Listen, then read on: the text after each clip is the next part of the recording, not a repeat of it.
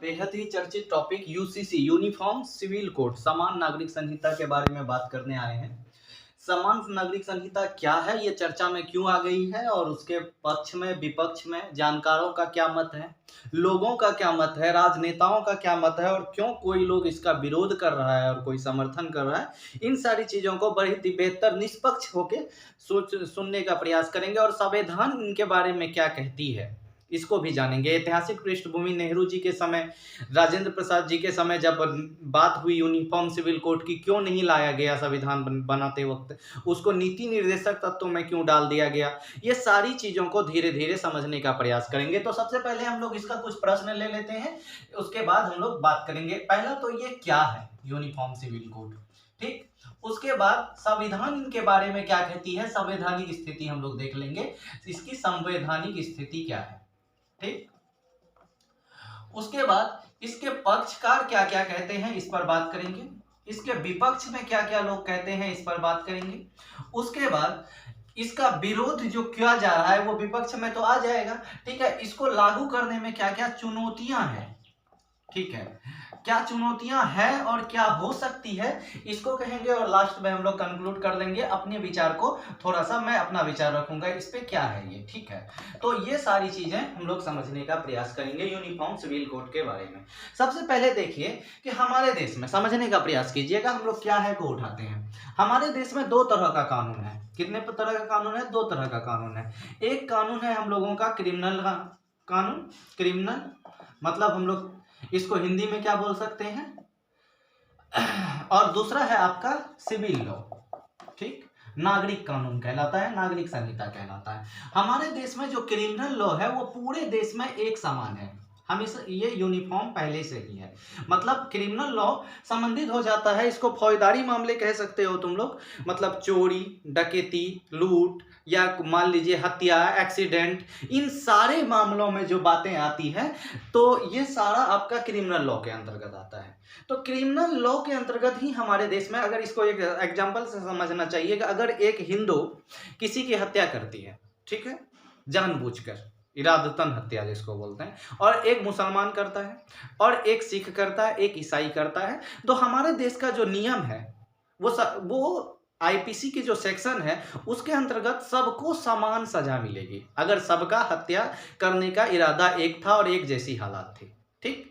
लेकिन जब आती है सिविल लॉ में, तो सिविल लॉ के अंतर्गत जो अभी वर्ड लिखेंगे इस सबको ध्यान देना। पहला है विवाह, सबसे बड़ा विवाह, उसके बाद तलाक, ठीक, उसके बाद आपका है गोद, ठीक, गोद लेना, जो बच्चों को गोद लेते हैं जिसको हम लोग एडॉप्शन बोलते हैं, ठीक है, विवाह, तलाक, गोद। उसके बाद और क्या बोल सकते हैं, बहुविवाह, बाल विवाह, इस तरह की चीजें। बहुविवाह, विवाह का उम्र, बहुविवाह मतलब एक से अधिक विवाह करना। बाल विवाह, कुछ धर्म अपनी बाल विवाह के आड़ में भी कुछ धार्मिक कानून के आड़ पर आ जाता है, ठीक है। उसके बाद संपत्ति, संपत्ति का, पारिवारिक संपत्ति का बंटवारा। एक संपत्ति देखो, अगर क्या है, तुम संपत्ति खरीद रहे हो, बेच रहे हो, उसमें कोई डिस्प्यूट आ गई तो वो, अगर मान लो कि एक रामलाल है और किसी खान साहब को बेच रहा है, ठीक है, और उसमें कोई डिस्प्यूट आ गई तो वो यूनिफॉर्म क्रिमिनल लॉ के अंतर्गत आ जाएगी, ठीक है। हालांकि वो क्रिमिनल मामला है नहीं, दीवानी मामला है, लेकिन वो आ जाएगा। लेकिन अगर परिवार में संपत्ति का बंटवारा है तो संपत्ति का बंटवारा इन चीजों से संबंधित, क्या बात कर रहे हैं हम लोग, विवाह, तलाक, गोद, बहुविवाह, बाल विवाह, संपत्ति का बंटवारा, इन सारे मुद्दों से संबंधित जो कानून है वो कानून विभिन्न लोगों के लिए अलग अलग है, विभिन्न धर्मों के लोगों के लिए। हिंदू के लिए हिंदू पर्सनल लॉ काम करती है, जैसे हिंदू विवाह एक्ट 1956, ठीक है। उसी तरह हिंदू एडॉप्शन एक्ट यानी गोद लेने वाली 1957, इस तरह का बहुत सारे एक्ट काम करता है। मुसलमान लोगों के लिए सारी चीजें आती है, मुस्लिम लोगों का मुस्लिम पर्सनल लॉ 1937 के आधार पर काम करता है, ठीक है। तो ये सारी चीजों का मतलब बात हो रही है, ठीक है। तो विवाह, तलाक, गोद, बहुविवाह, बाल विवाह, संपत्ति का बंटवारा जैसे मामले को हम लोग पर नियम बनाना क्या कहलाता है, यूनिफॉर्म सिविल यानी कोड यानी समान नागरिक संहिता के अंतर्गत आ जाती है। इन सारी कानून को एक समान कर देना पूरे देश के लिए, ठीक। तो अब समझ में आ गया होगा कि किन सारे मुद्दों में बात हो रही है, इन सारे मुद्दों पर बात हो रही है जो पारिवारिक मुद्दा है, ठीक है। अब बात करते हैं इसकी संवैधानिक स्थिति क्या है, इसको जरा गौर से देखिएगा कि संवैधानिक स्थिति क्या है इन सारे मामलों में। तो इन सारे मामलों में संवैधानिक स्थिति देखेंगे। तो संविधान इनके बारे में क्या कहती है, संविधान का 3 अनुच्छेद के बात करेंगे। संवैधानिक स्थिति, सबसे पहले देखो, जब संविधान सभा में द्वारा संविधान का निर्माण किया जा रहा था उस समय राजेंद्र प्रसाद, उसके बाद सरदार पटेल, उसके बाद कौन, आपका अंबेडकर साहब, ये सब पक्ष में थे कि एक यूनिफॉर्म सिविल कोड को जो है नीति निर्देशक तत्व में नहीं रखा जाए, उसे डायरेक्ट कानून के रूप में लागू कर दिया जाए। लेकिन नेहरू जी और भी कुछ लोग इनके विरोध में आ गए और इनको लागू नहीं किया गया। जब लागू नहीं किया गया तो संविधान निर्माताओं ने एक बात रखी कि इसको नीति निर्देशक तत्वों में रख दें। और आपको थोड़ी सी भी संविधान की समझ है तो आपको पता होगा कि नीति निर्देशक तत्व राज्य को यह निर्देश देती है कि जब राज्य योग्य होगा, राज्य में ऐसी स्थिति उत्पन्न होगी कि अब इन्हें लागू कर देना चाहिए, तो उस समय लागू कर दिया जाएगा। सिंपल सी बात है, ये नीति निर्देशक तत्व। मतलब नीति निर्देशक तत्व के बारे में केसी बियर साहब का कहना है कि नीति निर्देशक तत्व अगर लागू कर दिया जाए संपूर्ण रूप से तो भारत धरती पर स्वर्ग सचमुच में बन जाएगा।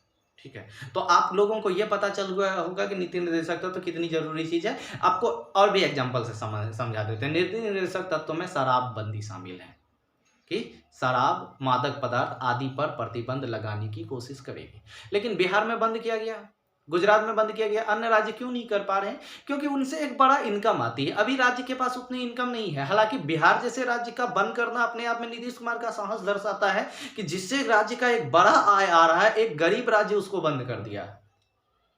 तो ये क्या है कि जब राज्य योग्य होगा, सक्षम होगा, तो वो क्या करेगा कि नीति निर्देशक तत्व को लागू करेगा। ठीक है, तो ऐसी परिस्थिति अभी बन रही है। और अभी का जो वर्तमान सरकार है वो 2019 के चुनाव में अपनी चुनावी मैनिफेस्टो में भी वादा किया था कि अगर हमारी सरकार आई तो हम समान नागरिक संहिता लाएंगे।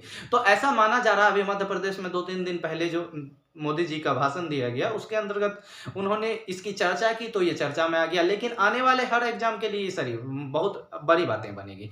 तो हम लोग बात करते हैं इसकी संवैधानिक स्थिति की। तो 3 अलग अलग अनुच्छेद इस पर काम करता है। पहला अनुच्छेद अगर हम देखें तो अनुच्छेद 14 क्या कहता है इसके बारे में, ठीक है। अनुच्छेद 44 क्या कहता है इसके बारे में, ठीक है। और उसके बाद अनुच्छेद 25 क्या कहता है इसके बारे में, इन तीनों को समझेंगे। अनुच्छेद 14 समता का अधिकार को बताता है। क्या बताता है? समता का अधिकार। ठीक है, समता का अधिकार क्या है? इसके अंतर्गत जाति, धर्म, किसी भी आधार पर, लिंग, इनके आधार पर लोगों के साथ भेदभाव नहीं की जाएगी। जब ये बात बोल रहा है कि भाई जाति, धर्म, लिंग के आधार पर भेदभाव नहीं की जाएगी, तो ऐसा एक एग्जाम्पल से समझने के तौर पे कि मुस्लिम पुरुष 4 शादियां कर सकता है मुस्लिम पर्सनल लॉ के अनुसार, ठीक है। लेकिन मुस्लिम महिला एक ही शादी कर सकती है, उसके साथ तो अन्याय है भाई। तो अनुच्छेद 14 का तो सीधा उल्लंघन हो रहा है। किसके कारण? मुस्लिम पर्सनल लॉ के कारण। तो किसी का पर्सनल लॉ, किसी धर्म का पर्सनल लॉ संविधान के किसी अनुच्छेद का उल्लंघन कर रहा है, ये तो सीधा सीधा गलत है। तो ऐसा माना जा रहा है, ऐसा राजनीतियों का कहना है कि शुरू से मुस्लिम का तुष्टीकरण किया गया, उसकी कमियों को नजरअंदाज करके उनको खुश करने का प्रयास करना, इसी को तुष्टीकरण कहते हैं। तो तुष्टीकरण की प्रयास रही, ऐसा मानना था राजनेताओं का। तो राजनीति में नहीं पड़ेंगे। फिलहाल अगर देखें तो सीधा कंट्राडिक्शन हो रहा है ना, मुस्लिम पर्सनल लॉ टकरा जा रही है संविधान का अनुच्छेद 14 से अंतर्गत। लेकिन बात इतना ही नहीं है, अभी अनुच्छेद 25 भी पढ़ेंगे, इससे पहले गाली मत लिख देना कमेंट में, ठीक है। तो अब बात करते हैं समता का अधिकार। समता का अधिकार सीधा उल्लंघन कर रहा है, ठीक है।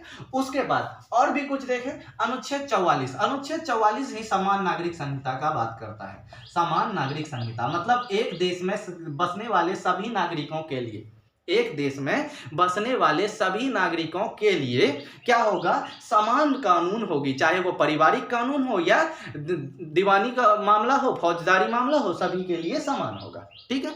उसके बाद आते हैं अनुच्छेद 25। अनुच्छेद 25 जो है, इसी के आड़ में बहुत सारा अन्याय हो रहा है, ठीक है। अनुच्छेद 25 क्या कहता है? ये धार्मिक स्वतंत्रता का अधिकार है, ठीक है। अनुच्छेद 25 क्या कह रहा है? धार्मिक स्वतंत्रता का अधिकार। धार्मिक स्वतंत्रता का अधिकार क्या है? कि लोगों को अपने मन के अनुसार अपने धर्म संस्कृति का पालन करने का अधिकार होगी, स्वच्छता, और ये मूल अधिकार है, ठीक है। तो मूल अधिकार होने के कारण ये भी मूल ही अधिकार है। अनुच्छेद 14 भी मूल अधिकार है, 12 से 35 तक में के अंतर्गत सबके सब। तो धार्मिक स्वतंत्रता का अधिकार आगे टकरा रहा है। तो अगर ये बोल रहे हैं कि जो है समान नागरिक संहिता लागू कर देना चाहिए, तो इसका मतलब लोगों को जो मुस्लिम समुदाय या जनजातीय समुदाय अपने परंपरा के अनुसार या अपने धर्म के अनुसार चीज़ें को पालन कर रहा है, उसका तो सीधा सीधा विरोध हो जाएगा, मतलब उसकी धार्मिक स्वतंत्रता छीनी जाएगी। अब वो लोग अपना शरीयत कानून के अनुसार एक पुरुष 4 महिलाएं से शादी कर सकता है, तो उसका धार्मिक स्वतंत्रता छीना जाएगा। ठीक है, लेकिन बात ये रही कि अब यहां पर क्या कहते हैं जानकार कि भाई ठीक है, तुम लोग शरीयत कानून के अंतर्गत फॉलो करते हो, तो शरीयत कानून सिर्फ जो है पारिवारिक कानून में ही क्यों लागू करते हो, महिलाओं के लिए क्यों लागू करते हो? तो लोगों का कहना है ऐसा जानकारों का कहना है, मेरा कोई कहना नहीं है। ठीक है, पहले ही बता देता हूं कि शरीयत के अनुसार चोरी करने पर हाथ काट दिया जाता है, तो तुम चोरी करने पर हाथ क्यों नहीं काटवाते हो? सिर्फ शरीयत महिलाओं पर ही अत्याचार करने के लिए क्यों लागू कराया जा रहा है? तो सिंपल सी बात है कि अगर इसको पूरी तरह से देखें तो महिलाओं को समानता दिलाने के लिए सभी धर्म का, ऐसा सिर्फ मुसलमान के साथ नहीं है, ईसाइयों में भी है, क्रिश्चियन में भी है, तो ये सारी चीज़ों को उसको समानता दिलाने के लिए जो है यूनिफॉर्म सिविल कोड लाने का प्रयास किया जा रहा है। मणिपुर जैसे राज्य और जो पूर्वोत्तर के राज्य मणिपुर है, मेघालय है, मिजोरम है, उन सारे राज्यों में कुछ जनजातियों में ऐसी प्रथा है, बहुपत्नी प्रथा है, मतलब एक पुरुष कई पत्नियों से विवाह कर सकता है। तो निश्चित रूप से उनका भी ये सीधा सीधा क्या करेगा, यूनिफॉर्म सिविल कोड लागू होने के बाद ये उनके भी अधिकार पर या उनकी भी प्रथा पर चोट पहुंचेगी। लेकिन बात यह है कि अपना विचार खैर बाद में रखूंगा। अब आते हैं हम लोगों का इसके पक्ष में क्या कहता है और विपक्ष में क्या कहता है, इन चीजों को समझने का प्रयास करेंगे। तो हम लोग देखेंगे इसके पक्ष में लोग क्या कहते हैं। ठीक है, पक्ष में लोग कहते हैं कि हमारा देश अब उस स्थिति में पहुंच चुकी है कि सब विश्व के साथ समानता के साथ चले, विश्व में के समानता के साथ चले, और बहुत सारे ऐसे पर्सनल कानून है जो अमानवीय है, जो महिलाओं के अधिकार को छीनता है। बहुत सारे कानून ऐसे हैं जो अमानवीय और महिलाओं के अधिकार, क्या बोल रहे हैं, महिलाओं के अधिकार को छीनता है। उस अधिकार को ठीक करने के लिए, महिला के अधिकार को क्या करने के लिए, महिलाओं को समानता का अधिकार दिलाने के लिए अब इसे लागू कर देना चाहिए। ठीक है, उसके बाद पक्ष में क्या बोलेंगे, अनुच्छेद 14 इसके पक्ष में बात करता है। उसके बाद क्या बात करेंगे, अनुच्छेद 44 इसके पक्ष में बात करता है। ठीक है, उसके बाद समाज में समानता स्थापित करने के लिए। ठीक है, अब जब विपक्ष की बात करेंगे तो सबसे पहले बात आएंगे विभिन्न पर्सनल लॉ, अनुच्छेद 25 पहले इसका विरोध करेगा।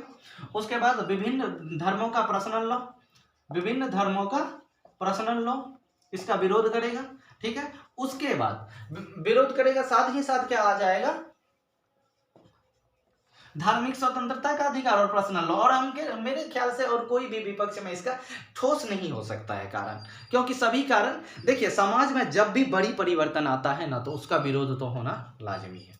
ठीक है, और अभी भी आप देख सकते हैं कि महिलाओं की स्थिति, चाहे वो हिंदू में हो, मुसलमान में हो, सिख में हो, ईसाई में हो, पढ़े लिखे परिवार में हो, सरकारी अधिकार वाले परिवार में हो, बहुत दयनीय स्थिति है। आप नज़दीक से जाके देखेंगे ना, ऊपर से तो दिखेगा उन्हें आज़ादी है पढ़ने की। देखिए, महिला सशक्तिकरण की सीधा सा परिभाषा है कि महिलाओं में निर्णय लेने की क्षमता का निर्माण करना और उस निर्णय लेने का अधिकार भी देना। लेकिन अभी देखिए, पढ़ने लिखने का तो अधिकार बहुत सारे लोगों को मिल चुका है, दिखेगा आपको शहर में भी, गाँव में भी, लेकिन पढ़ने का अधिकार मिल गया तो निश्चित रूप से निर्णय लेने का क्षमता तो आ गई, लेकिन निर्णय लेने का अधिकार दिया नहीं, जबरदस्ती थोपा जाता है, विवाह थोपी जाती है लड़कियों पर। हमने ऐसी देखी है कि वे लड़कियां जो खुद आईएएस बनने के योग्य है, 4th ग्रेड कर्मचारी के हाथों उनका विवाह कर दिया जाता है, और बाद में अगर वो आईएएस बन गई तो निश्चित रूप से उस घुटन भरी जिंदगी से बाहर निकलेगा, उसके बाद विरोध होगा। ठीक है, तो समानता लाने के लिए ये बहुत बड़ा कदम है, लाना ही चाहिए, ये मेरा विचार है। फिलहाल आप लोग इसके बारे में क्या सोचते हैं, इसके लिए कमेंट बॉक्स खुला हुआ है। अब मैंने जो भी कही है वो मेरा, उसमें कोई भी विचार नहीं था, मेरा विचार लास्ट में मैंने कहा कि समानता लाने के लिए ये आवश्यक है, सिंपल सा है। ठीक है, और अनुच्छेद 14 समता का अधिकार, अनुच्छेद 44 समान नागरिक संहिता इनके सपोर्ट में आती है, और आज ना कल आना ही चाहिए। दिए कई फैसले में सुप्रीम कोर्ट भी कई बार सरकार को निर्देश दे चुकी है कि जो है समान नागरिक संहिता को लागू किया जाए। ठीक है, धन्यवाद, मिलते हैं नेक्स्ट क्लास में।